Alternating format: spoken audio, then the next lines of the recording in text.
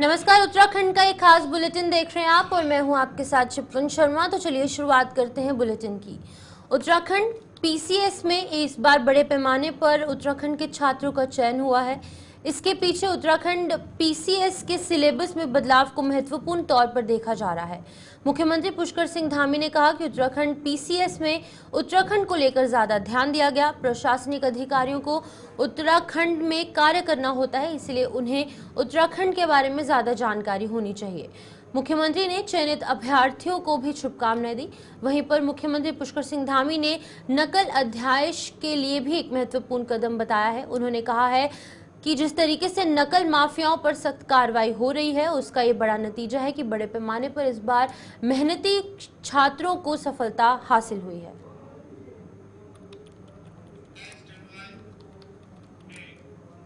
प्रदेश के मुख्यमंत्री पुष्कर सिंह धामी खटीमा पहुंचे, जहां उन्होंने लोहिया हेलीपैड पर जनता से भेंट की और जन समस्याएं सुनी। इस दौरान उनका जिलाध्यक्ष कमल जिंदल, जिलाधिकारी Udayraj Singh, SSP Manjunath TC, CDO Manish Kumar आदि ने पुष्प गुच्छ यानी कि बुके देकर उनका स्वागत किया।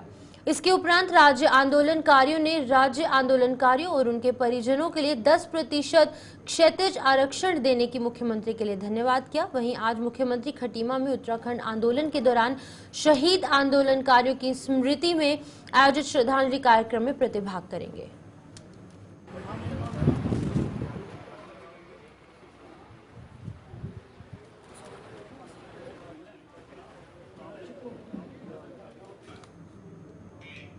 वहीं कुमाऊं कमिश्नर के जनता दरबार में बड़ी संख्या में ब्याज माफियाओं के एक के बाद एक कारनामे खुल रहे हैं। शिकायतकर्ताओं द्वारा ब्याज पर रकम दिए जाने के एवज में ब्लैंक चेक दिए जाने और उनका दुरुपयोग किए जाने की शिकायतें आई हैं, जिस पर कि कुमाऊं कमिश्नर ने संज्ञान लेते हुए पुलिस को भी कई मामलों में कार्रवाई करने के निर्देश दिए। इसके अलावा कुमाऊं कमिश्नर दीपक रावत ने कहा कि लगातार ब्याज माफिया लोगों को उनकी मजबूरी में पैसा देकर उसका गलत फायदा उठा रहे हैं। उन्होंने लोगों से अपील की है कि कभी भी मुसीबत में किसी से पैसा उधार भी लेना पड़ जाए तो उसका रिकॉर्ड जरूर रखना चाहिए। यही नहीं, साहूकारा लाइसेंस वाले अगर ब्याज में पैसा दे रहे हैं तो उनको दिए जाने वाला चेक भरा हुआ होना चाहिए। ब्लैंक चेक से लगातार दुरुपयोग हो रहे हैं। उन्होंने कहा कि जो अवैध ब्याज माफिया हैं उनके खिलाफ भी कार्रवाई के निर्देश दिए गए। यहाँ जो कॉलोनी है जी उसके अंदर जो जिन्होंने जहाँ पे कि ब्याज पे पैसा दिया जा रहा है, पहली बात तो ये इलीगल है, आप नहीं दे सकते हैं। कुछ लोगों के पास साहूकारा लाइसेंस मिला हुआ है, वो इस काम को कर सकते हैं। हो इसमें ये रहा है कि जो ब्याज देता है वो बदले में 3-4 ब्लैंक चेक्स ले रहा है और उसके बाद उन ब्लैंक चेक्स को लेके वो बीच बीच में कुछ ना कुछ चीजें भरता रहता है और इसका फिर यूज या मिसयूज जो भी आप कहें वो करता है और दूसरे व्यक्ति को परेशानी होती है। अगर कोई किसी से पैसे भी ले रहा है दोस्ती के नाते या किसी और वजह से और वो पैसा के एवज में वो चेक दे भी रहा है तो वो डेफिनेटली उसमें अमाउंट भरा हुआ होना चाहिए कि कितने रुपये का है। अगर उसको आप खाली ही छोड़ देंगे तो उसका कोई भी दुरुपयोग हो सकता है। सेकेंडली, ये भी मैं देख रहा हूं कि जब अगर कोई लोन ले रहा है, लेना ही पड़ गया किसी को किसी मजबूरी में या किसी से कोई मांगना, तो कुछ ना कुछ रिकॉर्ड उसका जरूर रखा जाए। कुछ लोग एग्रीमेंट्स भी बनवा लेते हैं या ऐसा ही कोई कागज उस पर दोनों ने लिखा हो। तो जो ऐसा कुछ भी नहीं करते हैं, तो देने वाला तो सारे रिकॉर्ड्स अपने पास रखता है, लौटाने वाला एक भी रिकॉर्ड नहीं रखता है। तो ऐसे कई मामले मेरे पास आ रहे हैं। बहुत से मामलों में मैंने पुलिस को भी एक्शन के निर्देश दिए हैं और मेरा आपके माध्यम से अपील भी है कि जो इस तरह के चेक्स अपने दे रहे हैं जगह जगह, उसको ऐसे बिल्कुल ना। उत्तराखंड में बढ़ते महिला अपराधों के खिलाफ शनिवार को कांग्रेस कार्यकर्ताओं ने रामनगर में प्रदेश सरकार के खिलाफ सड़कों पर उतरकर विरोध प्रदर्शन किया। इस दौरान सरकार के खिलाफ नारेबाजी करते हुए रानीखेत रोड पर प्रदेश सरकार का पुतला दहन किया गया। वहीं कांग्रेस नगर अध्यक्ष भुवन शर्मा ने बताया कि आज भाजपा सरकार के राज में देवभूमि लगातार कलंकित हो रही है। उन्होंने कहा कि लगातार कांग्रेस में महिलाओं के साथ जघन्य अपराधों की घटनाएं घटित हो रही हैं और ये आम बात नहीं है। उन्होंने कई महिला उत्पीड़न की घटनाओं की बात करते हुए कहा कि सरकार की लापरवाही के चलते अब महिलाओं का सड़कों पर निकलना भी मुश्किल हो गया है। उन्होंने आगे कहा कि लगातार जिस प्रकार से महिलाओं के साथ घटना घट रही है, उससे जहां एक और महिलाओं में डर का माहौल है, वहीं दूसरी तरफ उत्तराखंड भी पूरी तरीके से शर्मसार हो रहा है। उन्होंने सरकार से दोषियों के खिलाफ कड़ी कार्रवाई करने के साथ महिलाओं की सुरक्षा किए जाने की मांग की है। साथ ही मांग पूरी न होने पर आंदोलन की चेतावनी भी दी है।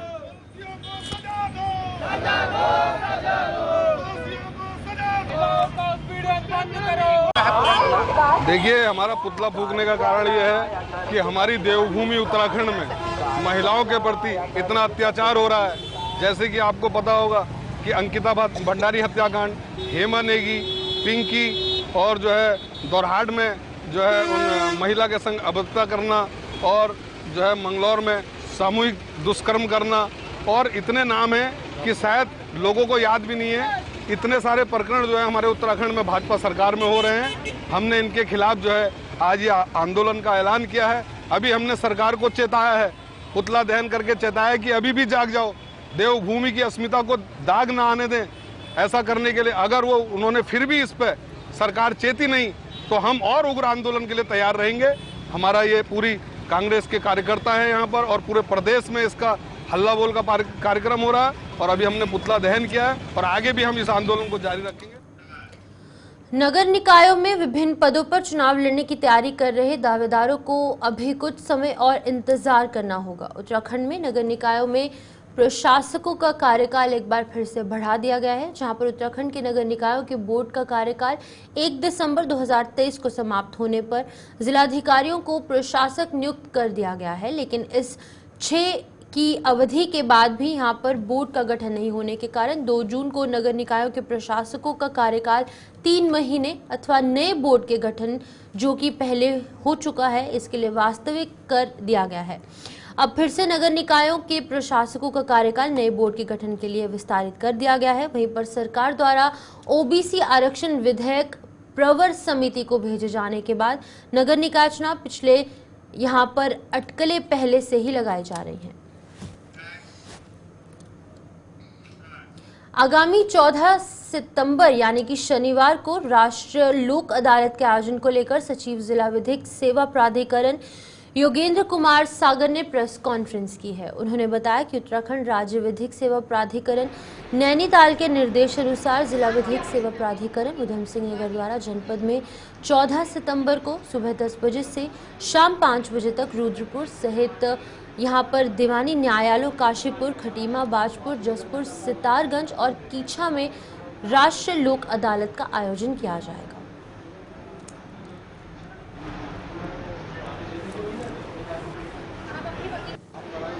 के मामले हमारे छोटे मोटे जैसे मनी रिकवरी के मैटर होते हैं, है ना, और हमारे आपका जैसे विद्युत व जल कर बिल से संबंधित मामले होते हैं, मोटर दुर्घटना के संबंधित मामले होते हैं। इस तरह के जो मैटर हैं छोटे छोटे उनका निस्तारण इस राष्ट्रीय लोक अदालत में किया जा सकता है।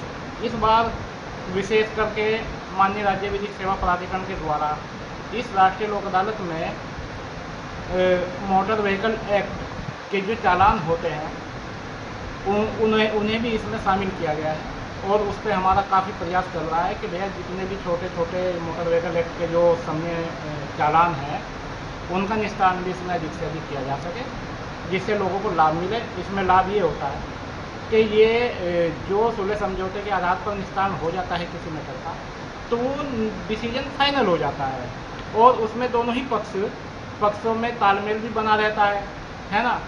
ये ऐसा नहीं होता है कि एक पक्ष जीत गया एक पक्ष हार गया, ठीक है। अब जैसे मान लो किसी का लेन देन का मैटर है ना, वो निपट गया तो उनका आपस में जो तालमेल बना रहेगा दोनों पक्षों के लिए अच्छा रहता है। उन्हें जो केस की लंबी प्रक्रिया है न्यायालय की, है ना, उसका भी सामना नहीं करना पड़ता है। और जो राष्ट्रीय लोक अदालत की तैयारी हमारे यहाँ चल रही है इसमें विशेषकर हमने जो हमारे माननीय जिला न्यायाधीश महोदय ने हमारे जो है हेल्प डेस्क का गठन किया। ये हमारे यहाँ हेल्प डेस्क का गठन लगभग 1 सप्ताह पहले हो चुका है। उसमें राष्ट्रीय लोक अदालत के जो मैटर हैं उनके संबंध में, है ना, लोगों को जानकारी दी जा रही है।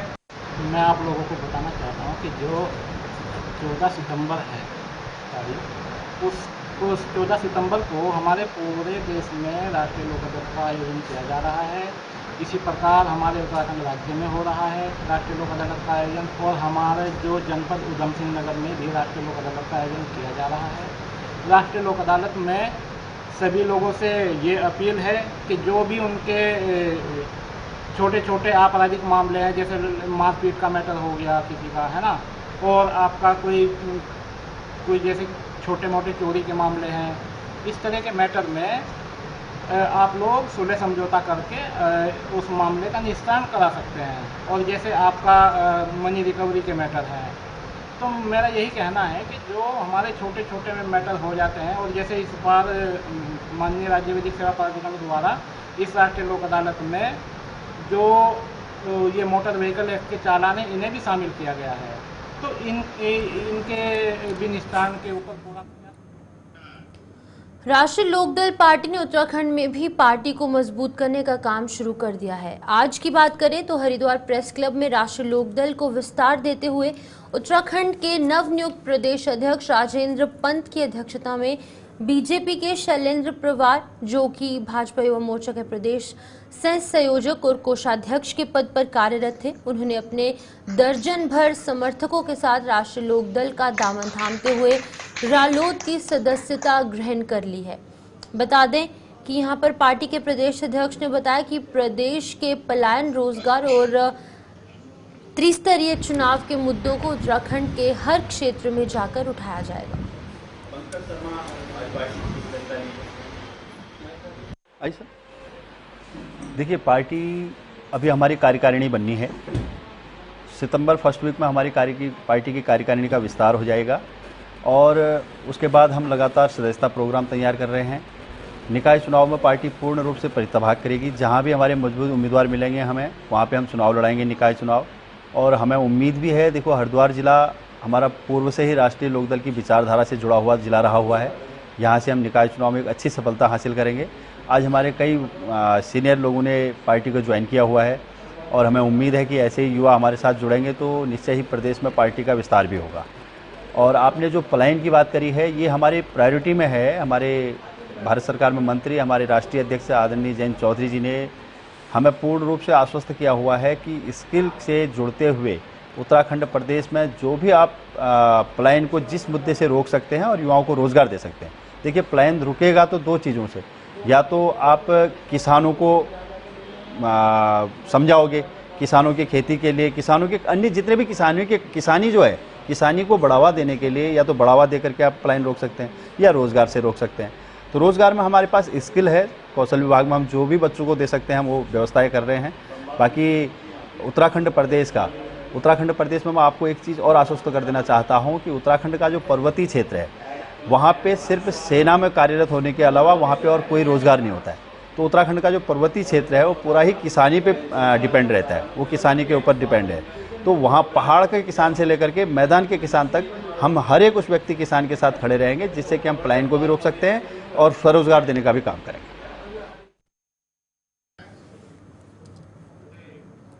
सरकारी स्कूलों में चल रहे पीएम पोषण कार्यक्रम के तहत बनाए जाने वाले भोजन की स्वच्छता को लेकर भारतीय मानक ब्यूरो द्वारा बनाए गए मानकों पर चर्चा के लिए देहरादून के निजी होटल में मानक मंथन प्रोग्राम का आयोजन किया गया। इस दौरान सरकारी स्कूलों में विद्यार्थियों को दिए जा रहे भोजन की गुणवत्ता में सुधार और उसमें पोषक तत्वों की मात्रा को बढ़ाने को लेकर छात्रों और अन्य विशेष अतिथि गणों के साथ चर्चा हुई।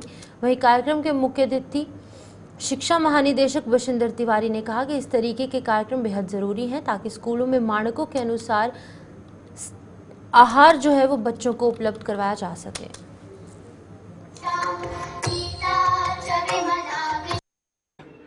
देखिए, भारतीय मानक ब्यूरो, खाद्य सुरक्षा एवं औषध प्रशासन तथा शिक्षा विभाग और मिलकर के इस कार्यशाला का आयोजन किया गया है। और जो खाद्य सुरक्षा है उसके लिए क्या क्या सावधानियां बरतनी चाहिए और भोजन की गुणवत्ता कैसी होनी चाहिए, उसको मेंटेन कैसे किया जाए, भोजन पकाते समय क्या क्या सावधानियां बरतें और किस तरह का भोजन बनाएं ताकि हमारे बच्चों को उचित पोषण मिल सके, इसको लेकर के वर्कशॉप का आयोजन किया गया और शिक्षा विभाग के प्रतिनिधि भी इसमें शामिल हो रहे हैं। मैं उम्मीद करता हूं कि इससे निश्चित जो हमारी जो भोजन की गुणवत्ता है उसको बेहतर परिणाम मिलेंगे। सर, शिक्षा विभाग का काफी अहम रोल इस पूरी चीज में है। क्या लगता है इसको धरातल पर उतारने में लगभग कितना समय लग सकता है? नहीं, ये तो देखिए है क्या कि इसमें हमारी भोजन माताएं भी हैं और जो हमारी मिड डे मील को देखते हैं वो लोग भी यहाँ आए हुए हैं, तो जो यहाँ सीखेंगे उसको धरातल पर उतारेंगे। इसके प्रचार के लिए क्या किया जाएगा? सूचना विभाग की तरफ से कराएंगे।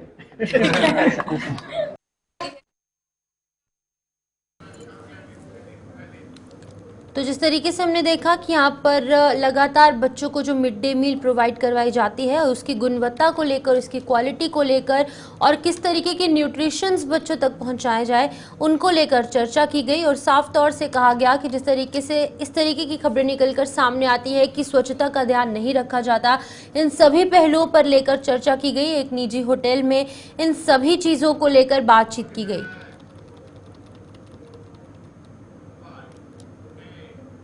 हाल ही में उत्तराखंड पुलिस ने महकमा कार्यवाही नज़र यहाँ पर आए हैं, जहाँ पर उत्तराखंड पुलिस ने बताया कि जब से सोशल मीडिया का चलन बढ़ चुका है तब से कई लोगों द्वारा इसका गलत इस्तेमाल कर भ्रामक सूचनाएं फैलाने का काम भी किया जा रहा है, जिससे कई लोग प्रभावित भी हुए हैं। भ्रामक सूचना, हेट स्पीच अपने सोशल मीडिया पर पोस्ट करने पर पुलिस विभाग तमाम ऐसे लोगों पर मुकदमे भी कसते नजर आ रही है और इन सभी बातों को जनता तक पहुंचाने के लिए जल्द ही एक बैठक विभाग द्वारा की जाएगी और जल्द ही उत्तराखंड के सोशल मीडिया में जाने माने लोगों के साथ बातचीत भी देखने को मिलेगी।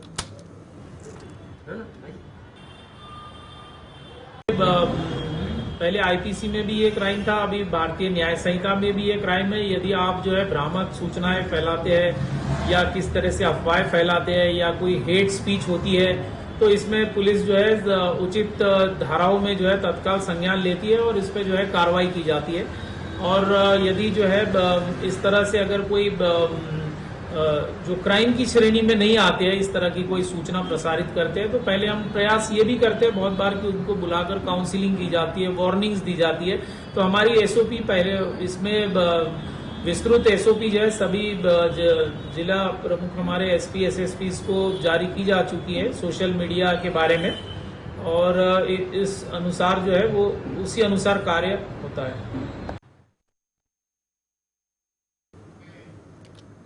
हरिद्वार के रोशनाबाद स्थित विकास भवन में शनिवार को पहुंचे राज्य स्तरीय पेयजल अनुसरण परिषद उपाध्यक्ष दिनेश आर्य का भाजपा कार्यकर्ताओं ने राज्य अतिथि गृह के बुके देकर यहां पर स्वागत किया, जिसके बाद उन्होंने जल संस्थान और जल निगम के अधिकारियों के साथ एक बैठक की।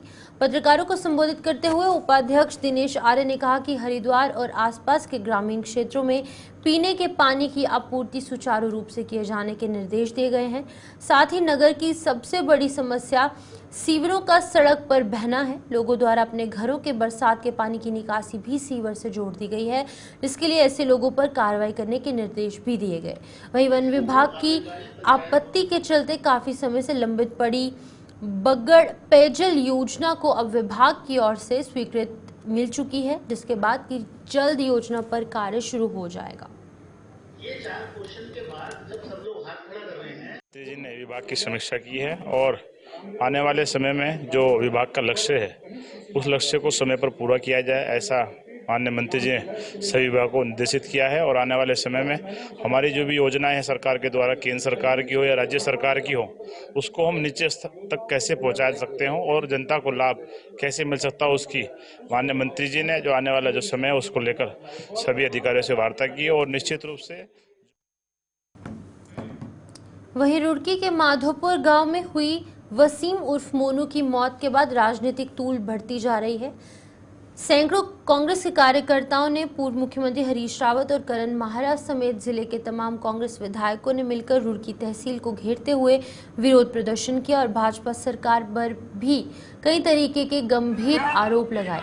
वहीं कांग्रेस के पूर्व मुख्यमंत्री हरीश रावत ने कहा कि भाजपा सरकार में गुंडा राज चल रहा है, वहीं पर कानून राज जिसे अब कतई बर्दाश्त नहीं किया जाएगा। उन्होंने उत्तराखंड में हुए विभिन्न मामलों में मौजूदा सरकार को घेरते हुए कहा कि पुलिस अब भाजपा के इशारों पर काम कर रही है। अंकिता भंडारी की हत्या के मामले में परिवार को इंसाफ नहीं मिला और वहीं रुड़की के सातरशाह गांव में एक दलित नाबालिग किशोरी के साथ दुष्कर्म मामले में भी दोषी की गिरफ्तारी नहीं हो पाई।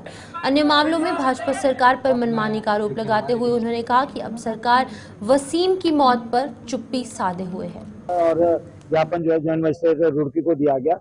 जो शांता शाह की बेटी के साथ बलात्कार हुआ, उसके बाद उसकी हत्या हुई, उसके उसमें था, उसमें एक मुलजिम अभी भी फरार चल रहा है।